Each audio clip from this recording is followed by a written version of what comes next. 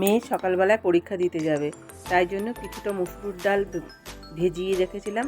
সেটা বেটে ওর মধ্যে ডিম আর পেঁয়াজ দিয়ে ভালো করে মেখে নিয়ে সুন্দর করে একটু লবণও দিয়ে দিয়েছিলাম। বড়াটা ভাজছি, দেখেন খুব খাস্তা খাস্তা বড়াগুলো হয়েছে, ফুলে ফুলে, যেহেতু ডিম দেওয়া হয়েছে। এদিকে আলুটা ভেজে নিয়েছি আর ওইদিকে বড়াগুলো সব ভাজছি। আস্তে আস্তে ভেজে নিয়ে প্রায় শেষের মুখে বড়াগুলো। এইখানে আবার কড়াইতে তেল দিয়ে দিয়েছি, আবার আর একটা কড়াইতে তেল দিয়ে জিরা, তেজপাতা, শুকনো লঙ্কা সোমবার দিয়েছি। এইখানে মশলাটা দিয়ে দিয়েছি, জিরা, আদা বাটা, লঙ্কা বাটা দিয়ে সুন্দর করে এটাকে কষিয়ে নিচ্ছি। নুন হলুদ দিয়ে পরিমাণ মতন দিয়ে সুন্দর করে এবার কষিয়ে নিচ্ছি।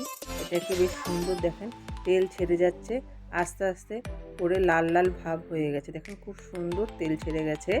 এটাকে আমি এবার আস্তে করে বড়া দিয়ে দেবো আর জল দিয়ে দেবো। জলটা যখন ফুটবে টকবক করে, তখন আস্তে করে বড়াটা দেবো।